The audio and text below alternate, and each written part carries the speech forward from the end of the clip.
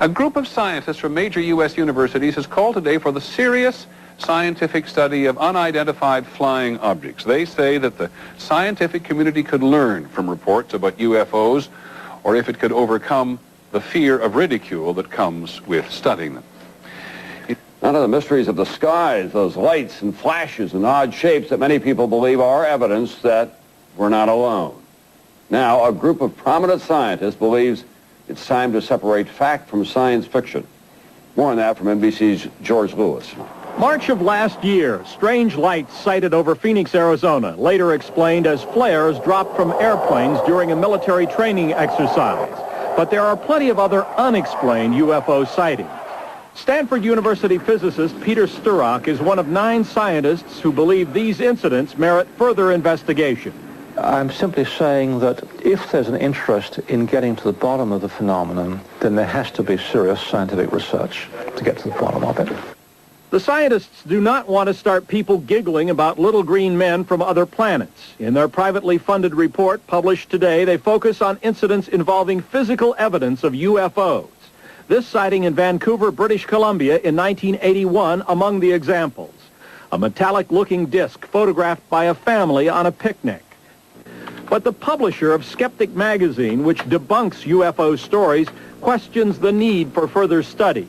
In no way does this represent mainstream science at all, who really has given UFOs a fair shake, I think. In Roswell, New Mexico, many people claim that alien beings crash-landed nearby in the summer of 1947.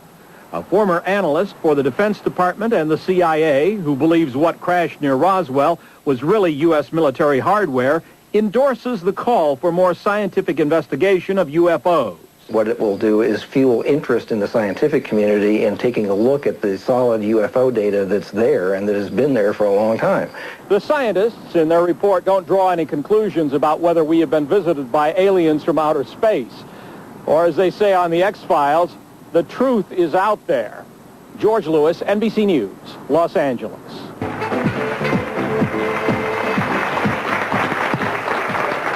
Now is Linda. She says she's been abducted by extraterrestrials not once but several times in her life. She's in silhouette today because she fears her family will be in danger if she reveals her identity. Now her story, guys, is a little bit different because her abduction happened right here in New York City in front of many witnesses. Linda, tell us what happened. Apparently, the real reason why I'm here is because in shadow, because I'm trying to protect my family from the ridicule.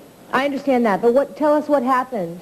Well, apparently, one evening when I went to bed and I was in the middle of the Lord's Prayer, you know, a lot of us say our prayers before we go to sleep, I felt a presence in the room, and I felt numbness start creeping up from my toes up.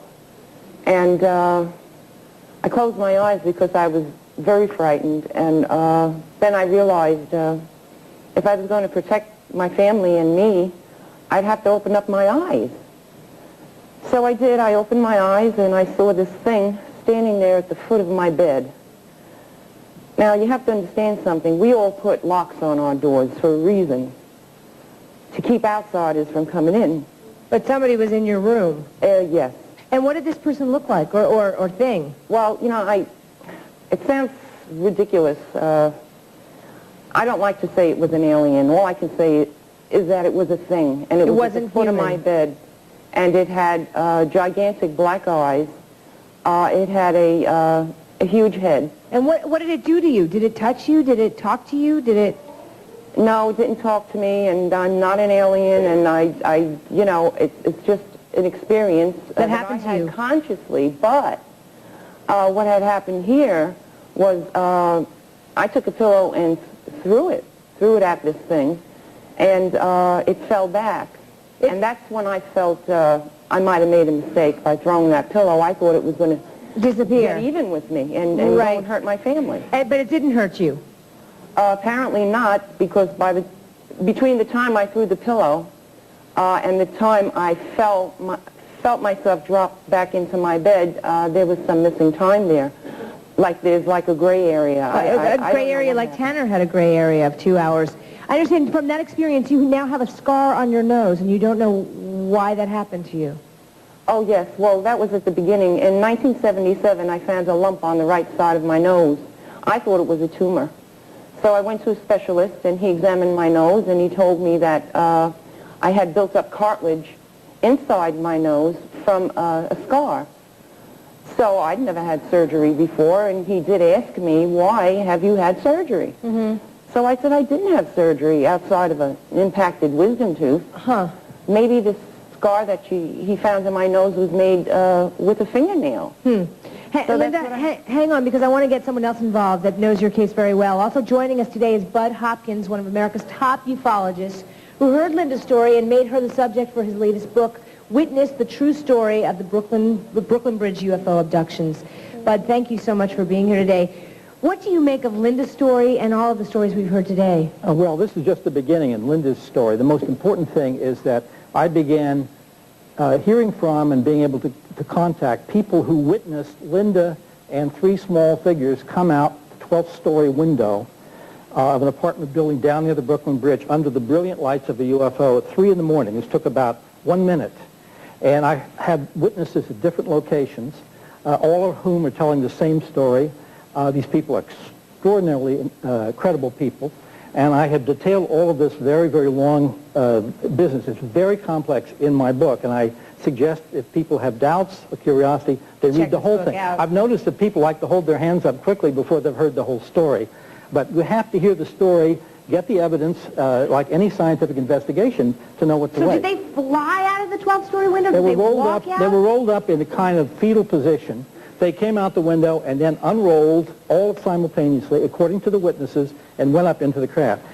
But I'd like to say one thing. You asked me about the people on the panel here. There are at least some young people and children, and I think the woman in silver can take care of herself, but the young people here can't. They're people who are, by any stretch of the imagination, are traumatized. I think that even though we're sitting here having trouble believing it, the proper attitude is one of sympathy and support for anyone who's traumatized. Now, if somebody reports, if these were, say, rape victims, and they were here, we might laugh at them thinking they made up a rape because it got attention or whatnot. But they might have been actually raped, in which case humor is not the proper attitude towards them. These people, and I'm thinking of 10 in particular, need the support of at least people caring for what happened to him. And instead of laughing and saying from the outside, was he smoking this or eating that, and his mother had said no, we should be saying he needs somebody to talk to, some help he can get. I have worked so far with 8 psychiatrists who've come to me because of their own personal abduction experiences, a whole range of psychotherapists, psychologists who have had abduction experiences. So there's no doubt in your mind, Bud, that this is happening to people. Yeah, well, I'm not saying that I can tell with any of the people here, but I just can, my gut reaction to several of the people is that they look as if they have been traumatized. They absolutely do. Yeah, okay. I and in that case, I think they need support, not laughter. Now, skepticism is extraordinarily important. We need to be skeptical. We need to examine every claim or story on its own. But ridicule is really out. I think to laugh at these people... Are you guys hearing this? It's a little different, yes. Vicki, it's a little different for a woman who is an adult and who claims to be an alien. She can handle it. But for the kids and young people... We need to support them. We need to support them. All right, we're going to work on that, aren't we, gang? Coming up next, the man who says life on Mars is one thing, but aliens, that's ridiculous. Don't go away. There's much more.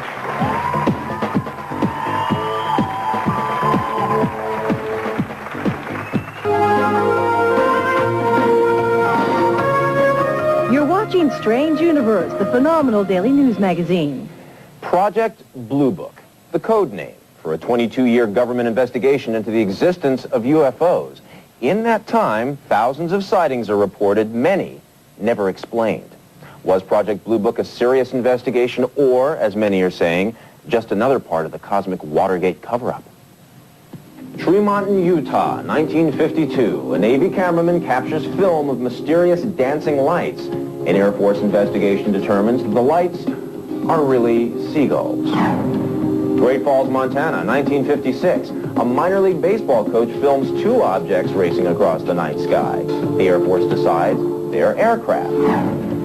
From the time it's launched in 1952, Project Blue Book investigates scores of UFO sightings. There have been a certain percentage of this volume of reports that have been made by credible observers of relatively incredible things. Well, the team splits up in 1969. All but 701 sightings have been accounted for.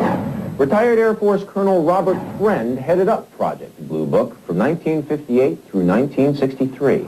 I can look anyone directly in the eye and say that during my experience, all of the information that was made available to me, that there is nothing there that would allow me to conclude that we have been visited by alien beings. Of the 701 cases out of the 12,000 plus cases that are left unexplained, that there are a number of reasons why they are in this category.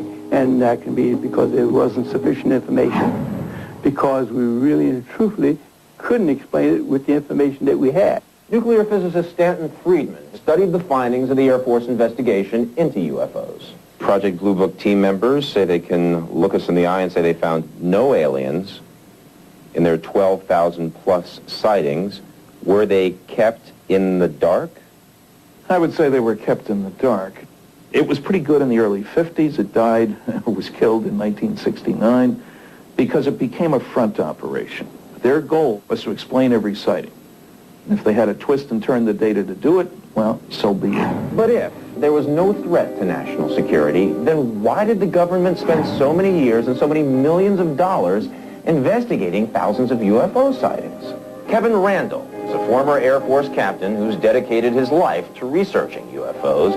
Randall says that Blue Book was nothing more than a front. There is absolutely no doubt that there's been a cover-up going on since the beginning of the UFO phenomenon. After 1953, Project Blue Book, the public investigation became little more than a public relations outfit, and the real investigation was conducted by the 4602nd Air Intelligence Service Squadron, and we can say that based on Air Force regulations. So the documentation about the cover-up exists. New York Times reporter Howard Bloom is an expert on the Project Blue Book files. He believes that the government is guilty of a cover-up. There are a great many people in the Pentagon who have rigorously investigated whether or not there have been visitations from this planet. And what they've concluded is they just don't know. One always had the feeling when going through the Blue Book files that there's two Blue Book files. And what they're covering up, perhaps, is not, as many UFO people believe, that, you know, this really wasn't a weather balloon but a spacecraft. But I think what they were covering up is, this isn't a weather balloon, but we don't know what it is. And that's my feeling. The government is covering up its ignorance. And it's the responsibility of the government to find out what's happening. Some say a Utah farmer who came across a crop circle while working in his barley field. Some say it was the work of aliens who seek to communicate with us. Others maintain the crop circle was only a prank. As senior correspondent Jim Forbes tells us, investigators are still looking for answers. Last month, we showed you this mysterious crop circle cut into a Logan, Utah barley field. Local residents looked to Sheriff Mark Olson with plenty of questions. So armed with his wife and a video camera, Olson searched for answers. What beings cut this picture? If there are intelligent beings from another planet playing in his backyard, Olson wanted to know. So he approached the case with all the vigor he'd give a cattle rustling. And what he's found is a hole at the center of the story. Kenya, what happened? Tell me again. Oh, we don't know. Olson's investigation turned up a hole in the center of the circle. We believe that whoever had made the hoax had possibly put in some type of a peg using a string and marking out the circular motion in a complete circle. A closer look revealed that the crop circle was less than perfectly symmetrical, and Olson offers this explanation. Possibly using some type of large piece of plywood and point it on one end and lay it down and then step on it, pick it up, point it again, lay it down, once the circle had been laid out. Olson's conclusion? The crop circle was not the work of extraterrestrials. Earthbound vandals are to blame. But evidence gathered by BLT, an independent research team based in Cambridge, Massachusetts, suggests that Olson is wrong. Biophysicists from this group say plants inside the crop circle are abnormal, genetically damaged. They found similar changes in plants from a 1992 crop circle in England and in this Michigan crop circle last year. What does it all mean? They don't know yet. But they do know that genetic damage like this can only come from a powerful energy source, possibly generated by otherworldly technology. Local authorities stick by their earthly interpretation. The Cache County Sheriff's Office is investigating it as a vandalism to the wheat field, as opposed to any UFO sightings. BLT Research is conducting soil analysis and genetic testing on the Utah crop circles, with the results due out in about 3 weeks. That's magazine. And now in part 4 of our Cosmic Watergate series, the UFO controversy meets Capitol Hill. Government scientists, military experts, even former astronauts are all taking their case for full disclosure to Washington. They want you to know what they say the government knows about aliens and UFOs. The president's #1 science advisor says there's no real evidence of ET visits. I have the highest clearances you can have. If there was something there, and if it were known to government, I would know about it. But not everyone believes it. Ed Mitchell is an Apollo astronaut who's walked on the moon. I have been working with others who are urging that whatever information government has should now be released to the public. Those others include fellow astronaut Brian O'Leary and philanthropist Lawrence Rockefeller. Lawrence Rockefeller convened a group called the Starlight Coalition that consists of a number of responsible scientists and former astronauts, Ed Mitchell, for example, Gordon Cooper. We've met on a couple of occasions to discuss ways of urging the government to please let us know the truth.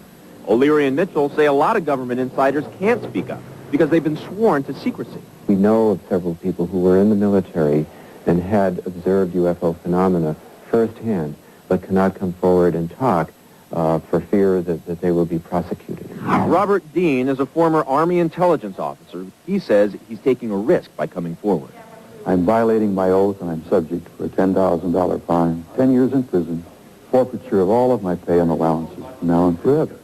Dean's military vow of silence is no longer stopping him from telling what he says that he learned when he was assigned to the NATO war room in the 60s. There were large numbers of metallic circular objects flying all over Europe.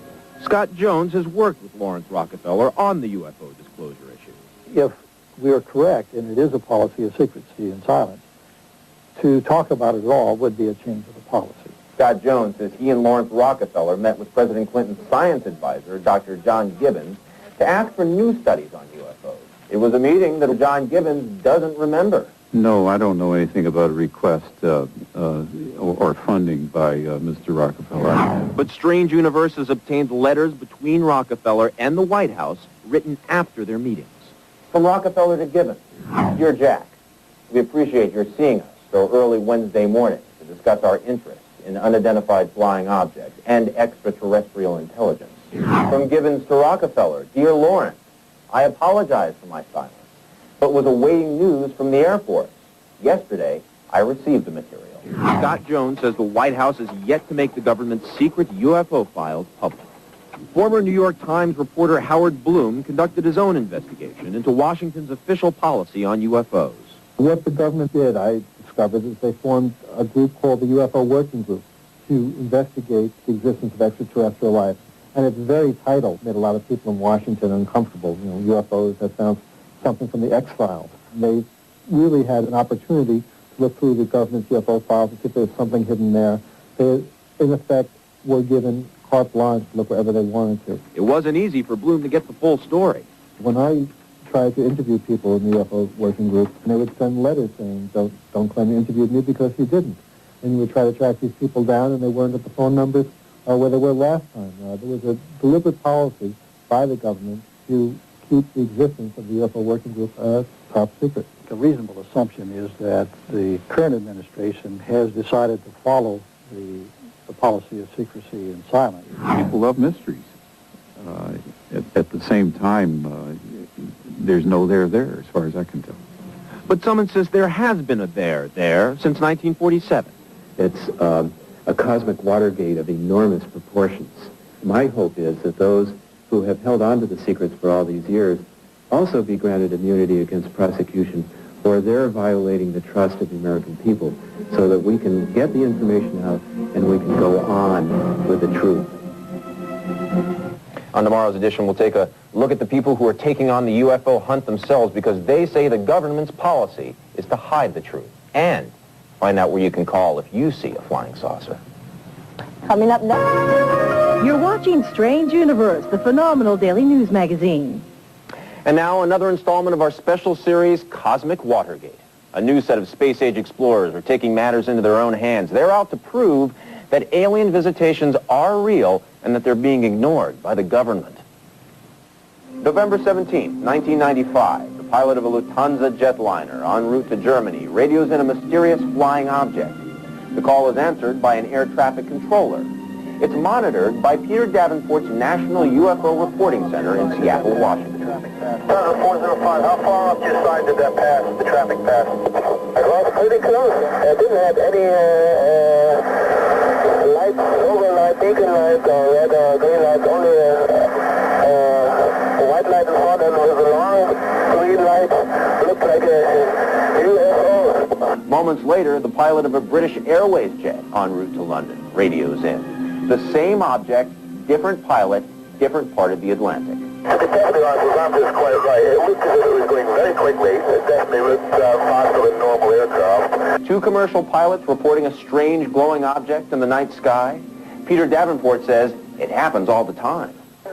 Davenport was trained as a biogeneticist, but has dedicated his life to tracking UFOs. National UFO Reporting Center, good afternoon. He collects unexplained data, information, he claims, the U.S. government refuses to acknowledge. Perhaps our government has some good reason for not releasing this information. I can't imagine what that reason would be. Davenport believes there's undeniable proof that alien visitations are happening and that the government's involved in a cover-up of epic proportions. All serious-minded ufologists are hopeful that the American government will open its files on the UFO phenomenon, give us more data, provide the data that they no doubt have collected. But word from the White House is there's nothing to hide. John Gibbons is an assistant to the president for science and technology. The most important discovery of the 20th century, likely, was the discovery of how ignorant we are. And anyone that would say for sure they know what's going on out there means they don't know what they're talking about. It appears the government certainly tried.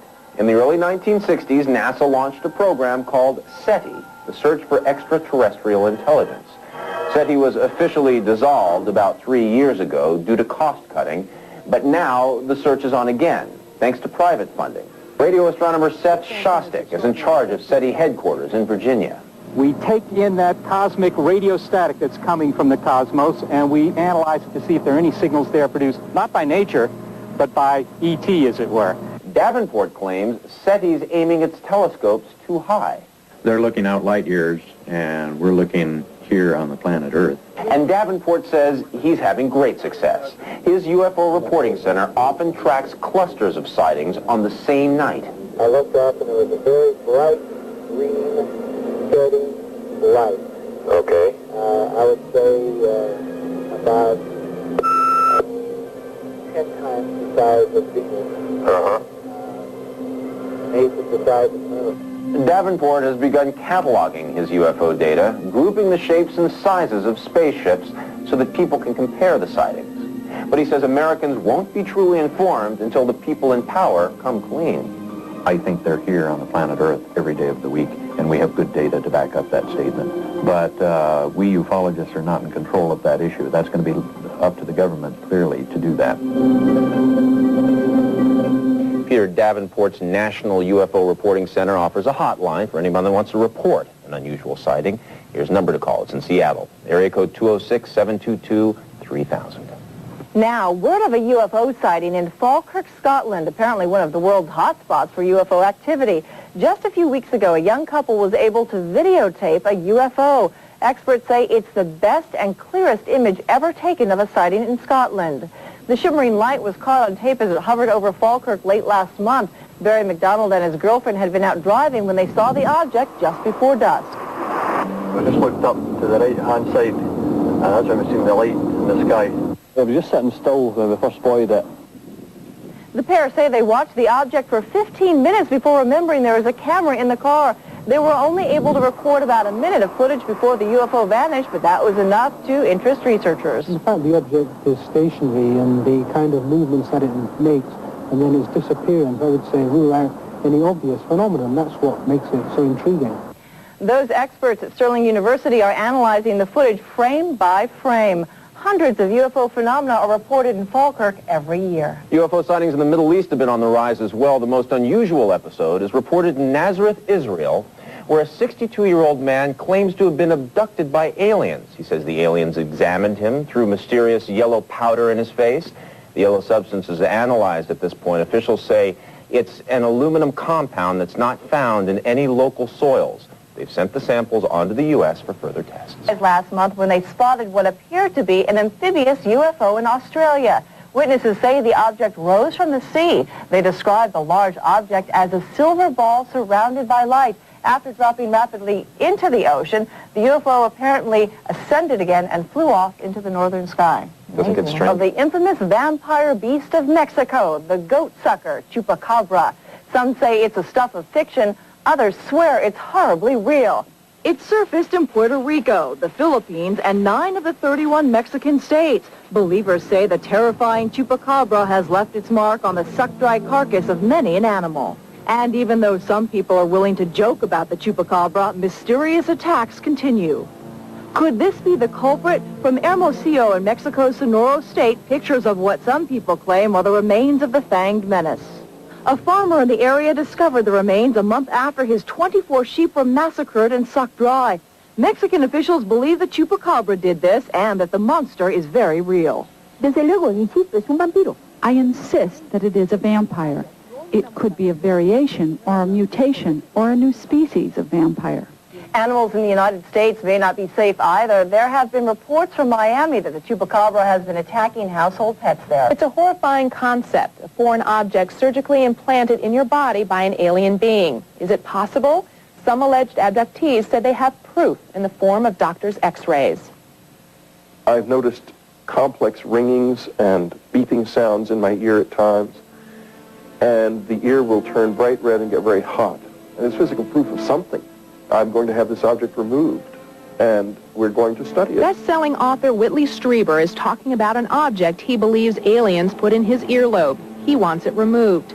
Los Angeles surgeon Roger Lear and hypnothesiologist Daryl Sims say they've met 30 other people who may have alien implants, and that they've documented over 100 more cases. They could be tracking devices, or they could be behavior controlling devices. They may be devices for monitoring body functions.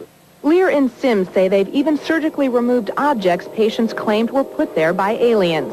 One of these patients is Pat Parinello, whose childhood memory of a flying saucer landing at his feet is as vivid as if it were yesterday. The thing started to spin. When I turned to run, break away from it, it was like an explosion. The thing seemed to went off, and it felt like something grabbed my hand right here.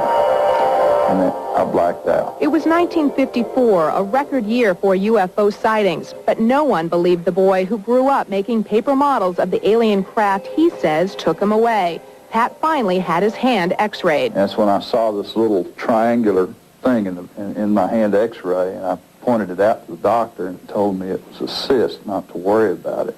But that memory of what happened on the farm came back to me, that explosion and that feeling of it grabbing my hand. Dr. Lear and Daryl Sims took on Pat's case and re-examined his x-rays. This is a view looking across the top of the hand, and we see this small metallic object just adjacent to the bone. He said that was put there. Trained in a trauma room, Dr. Howard Mandel says he's not surprised that people are finding metal objects in their hands and feet. There are probably millions of people who have accidentally had something thrown into their hand or foot. We step on things with our feet all the time. We use our hands with machinery all the time. The objects are real. They're really coming out of people. Someone put them there. In August 1995, Dr. Lear and his surgical team removed the metal object from Pat Parinello's hand. This is the view of the object immediately after it was removed, and this is the membrane, this very dark gray dense membrane that covers it. it would be virtually impossible for the body to do that by itself. Nonsense, says Dr. Mandel. And the body's response to that would be to protect it from getting infected, and the immune system reacts by laying down fibrin and deposition of material that prevents infection. Their scientific method is illogical. Their research is not scientifically based.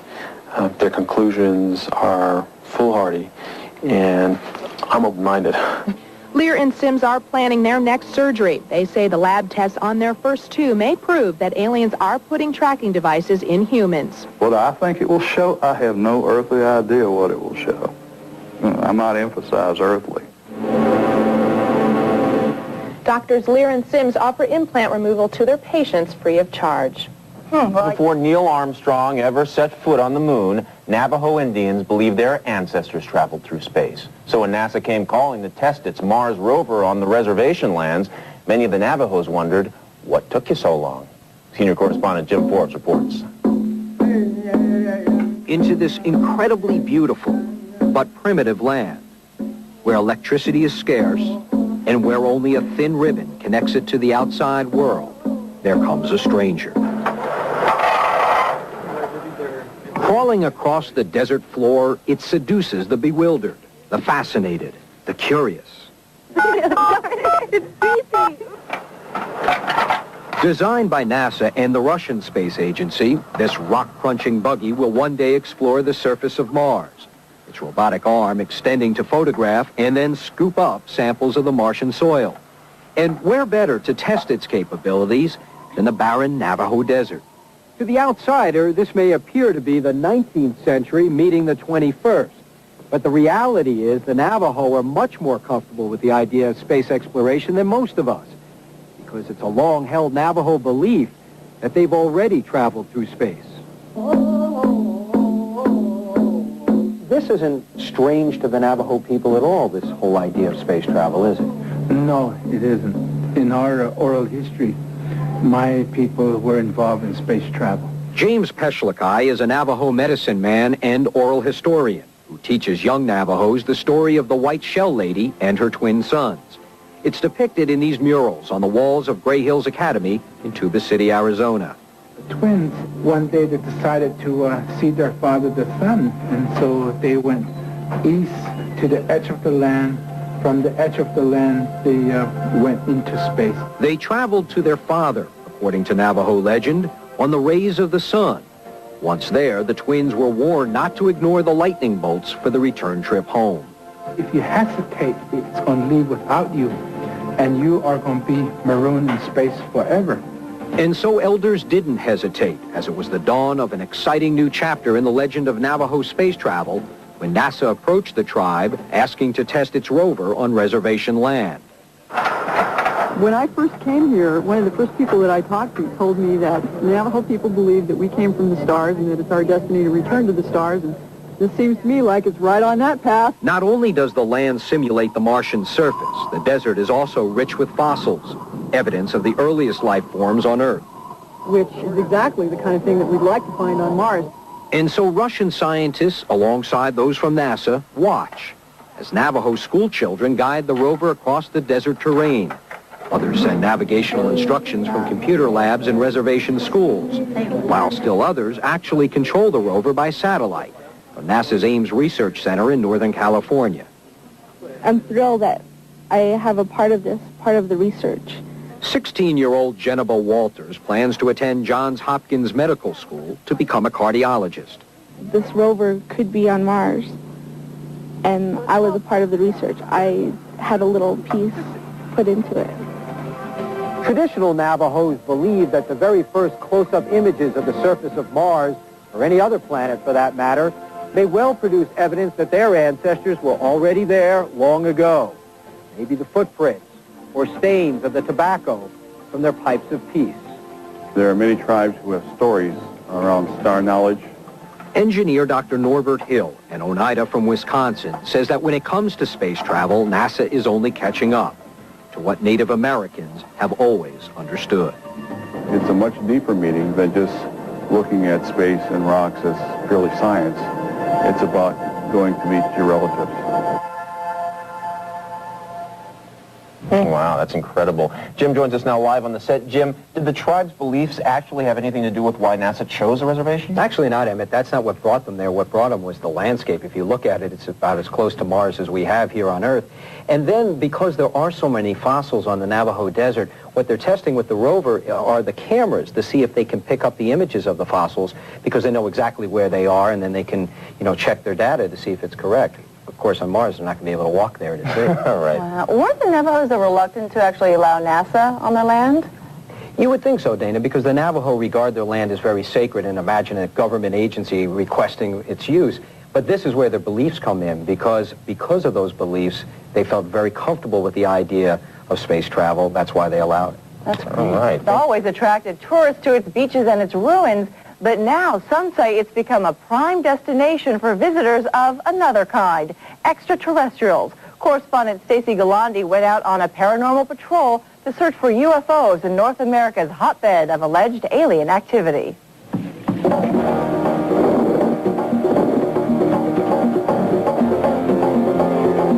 We begin our trip with a singular goal, to witness what so many claim to have seen here before, UFOs soaring through the night sky.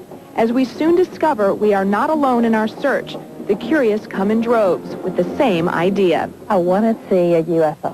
I came here in search of UFOs. The UFO expedition begins here in Mexico City. Our group of travelers are here chasing a dream to actually catch a glimpse of an alien craft. And by the looks of it, their chances are pretty good. If I could see one fairly close up, it would be very important to me. They come from all walks of life in search of one thing, contact from beyond. Joyce Murphy is their guide. We're going to have a very tremendous experience. Joyce is the president of the Texas-based Beyond Boundaries, a company that specializes in alien adventures. Mexico, she says, is a hotbed of ET activity. It's not 40-year-old phenomenon. It's very current. It's very alive. It's happening now, like right now. Since this is my first trip, I joined Joyce's group hoping to see a spaceship. Our first stop is just an hour south of Mexico City, the legendary village of Tepoztlan.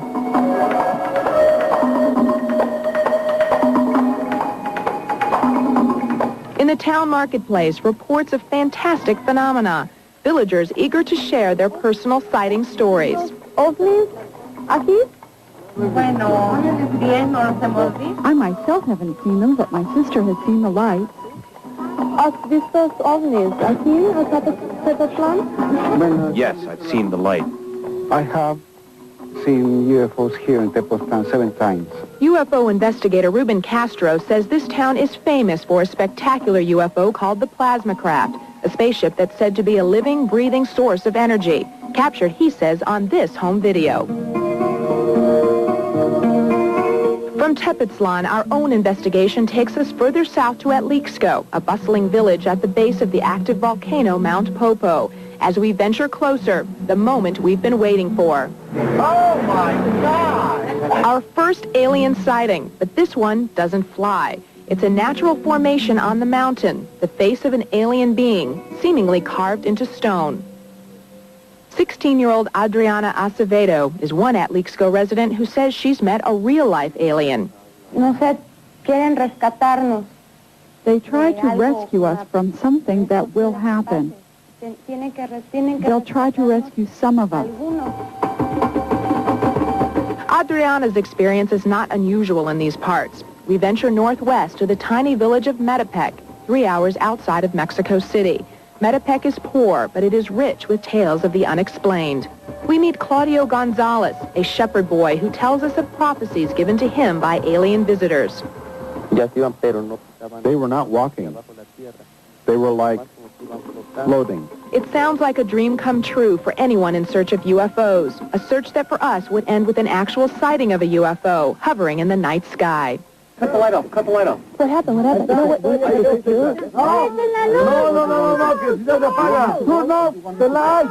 Wow. The strange sightings in the skies above Mexico, reports of unconventional spaceships.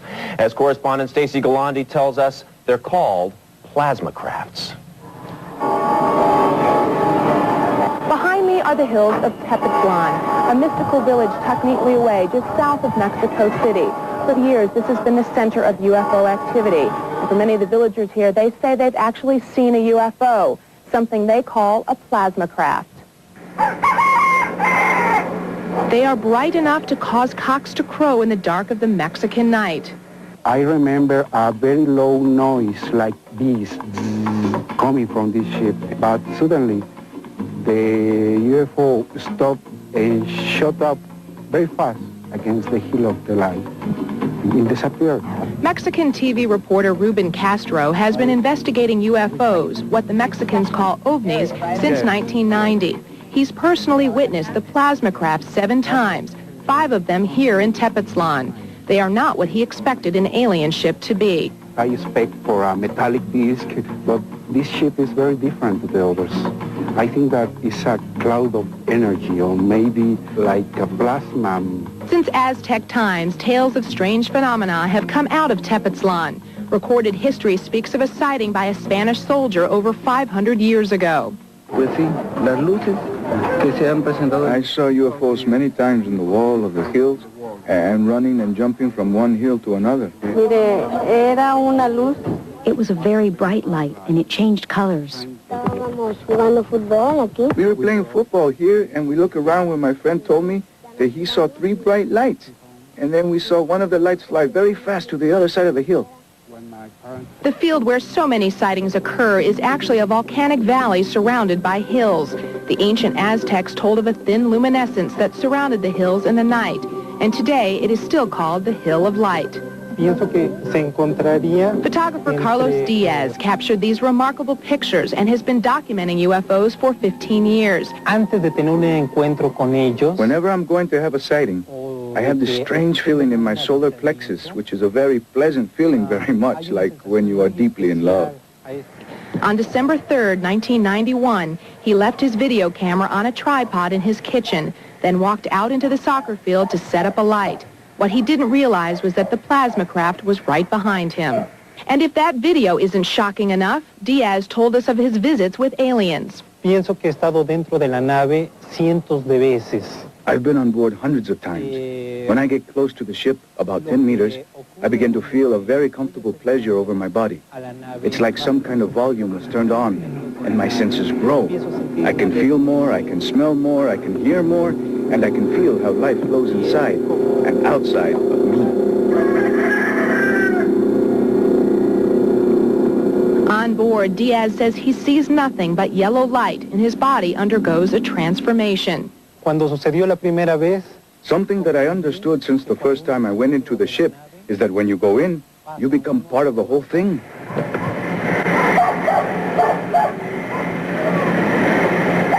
In Tepoztlan, UFOs are commonplace, whether they appear here on wall murals or high in the sky. They are not considered a mystery. They are simply a part of everyday life. And as the villagers say, it's just what adds to the magic of Tepoztlan. I'm Stacy Galandi for Strange Universe. Metepec, Mexico, a tiny farming town quickly becoming known as a UFO hotbed. Both villagers and visitors say it's a place where heaven truly does meet Earth. Here's correspondent Stacy Galandi with another installment of our special series, The Mexico Files.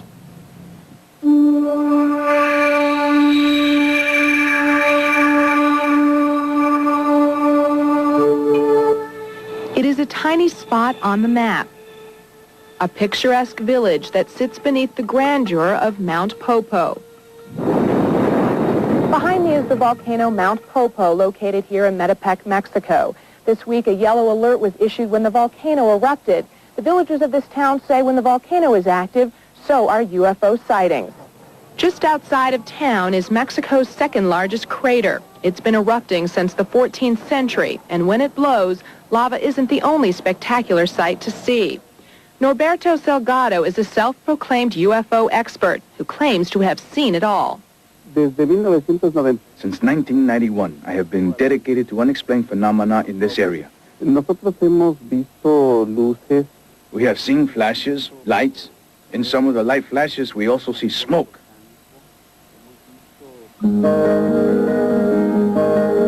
This summer, Norberto captured the eruption of Mount Popo on home video.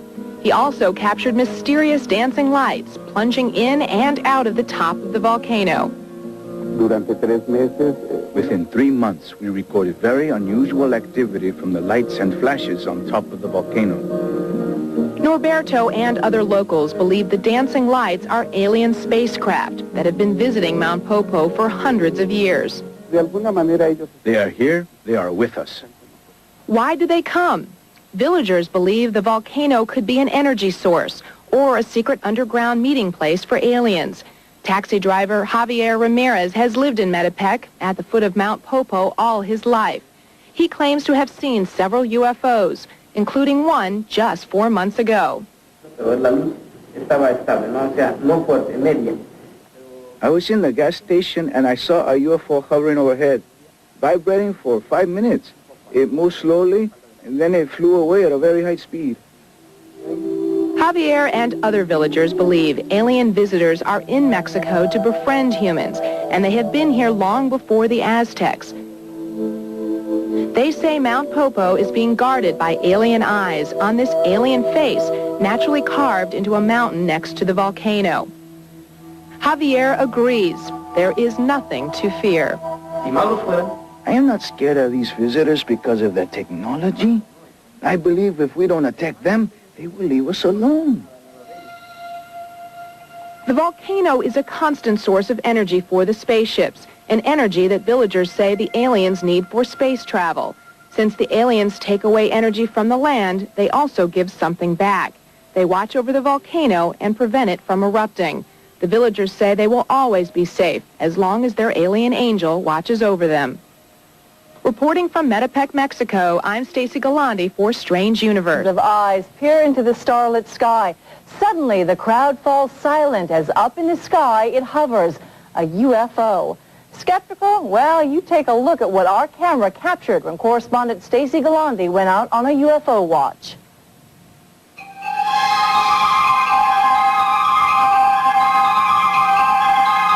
It was a night we'll never forget.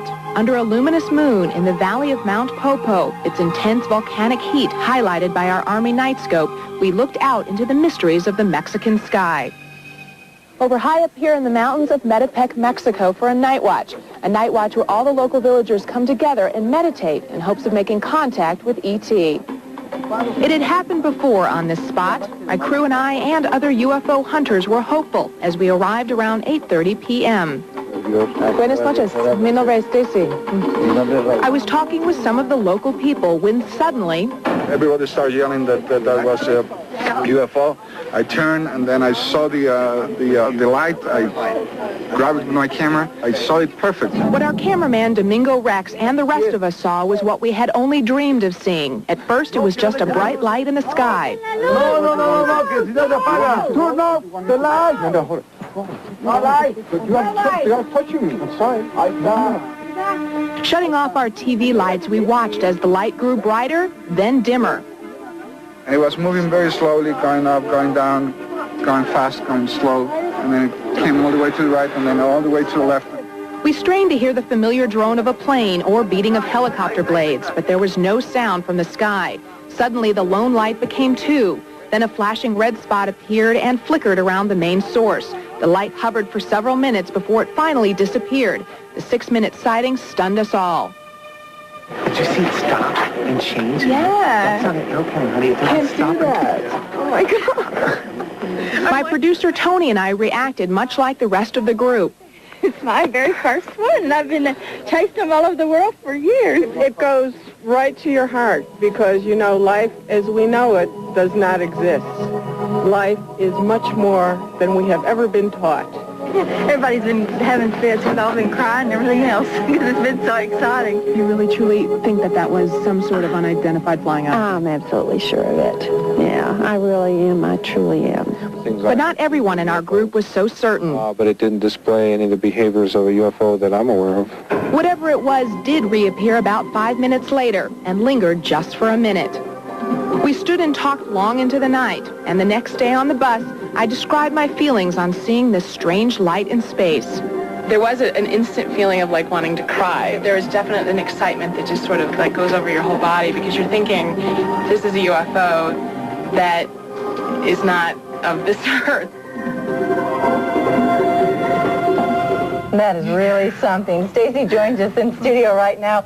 You were there. What was it like to see it in person? Well, we were so lucky because we had been out every night, and when we actually saw it, it was such an amazing experience. And the video really doesn't do it justice. It's so much better in person. And we're already in the process of having it analyzed, are we not? Yes, in fact, when we were in Mexico, we had a researcher there who analyzed the footage and really just had no explanation for it. But we have sent the video out to an independent analyst here in the States, and we hope to have those results in the next few weeks. All right, well, look, from our Mexico files comes a warning to the world from two teens who say they've had close encounters with aliens. Correspondent Stacey Galante has a story. We're in the Mexican village of Atlixco, located at the base of the volcano Mount Popo. This is a village that has had numerous UFO sightings and alien contact. One 16-year-old girl says she's had contact and made friends with the aliens, and she's even brought back an important message. Adriana Acevedo is the daughter of a prominent attorney. A humble, unassuming teenager, she has led a privileged life. But nothing could have prepared her for an experience she calls a miracle. What happened was on June 20th, 1995, in my house around 2 or 3:30 in the morning, I was sleeping. I felt like someone turned on the light. Adriana says she got out of bed and went to her window. That's when she saw an alien spacecraft sitting in the garden outside her balcony. These photos were taken by Adriana's father to prove it was not a dream. It was a big metallic object with a little pulsating light. Adriana says the ship was filled with beings that resembled humans. I saw small men, white, but their skin was smooth. Some people say they've seen them with eyes like this, but their mouths are very small and their noses are small. The visitors were friendly and made Adriana feel loved. She claims they chose her for a reason, to send an urgent message that humans are destroying the natural beauty of planet Earth. They believe in God, and they say we must all believe in God and follow the laws He's given us. Adriana says the visitors did not speak with her. They communicated telepathically, sending messages to her brain. She says they have visited her 3 times, urging her to love her family and all of humanity. How do we prepare? Well, just be good. Adriana is not the only teenager who claims to have made contact with alien beings. This is the village of Atlamayaya. It's a small, poor village, but it's rich in UFO sightings. One shepherd boy we found here lives with his family in a house with crumbling walls and no roof. His life is very difficult, but he says that the day he encountered aliens changed his life forever. We were taking care of our goats when suddenly we saw a light. He says it happened 6 years ago. Claudio Gonzalez was only 9. We didn't know what it was. We couldn't see anything from the light because the light was hurting us. Claudio says the alien visitors told him they were here because of the volcano. Legend has it alien spaceships may be using Mount Popo as an energy source or an underground station. All they asked was, why were so many people coming to see them? Claudio says the visitors were about 3 feet tall. Other than that, their faces were a blur. But he remembers what they said, like it was yesterday. They said there's going to be a big war. Claudio says the aliens gave no date for their prophecy of doom, but they predicted the next world war would take place in New York City. After a moment, the aliens disappeared. We went looking for them and didn't find anything. They floated away. That was the only time Claudio says he ever made contact with alien visitors. To this day, Claudio does not know why he was chosen. I don't know why. I was just there. But Adriana believes she was chosen because she is quiet and trustworthy. She feels she's been given a mission. I feel fine, but it's also a huge responsibility because I'm also afraid I may fail. And so in a small area of Mexico, beneath an alien face naturally carved into a mountainside, 2 children live very different lives. Both say their lives will never be the same. We're told that Adriana doesn't want to divulge all the information she has because she doesn't want to violate a trust.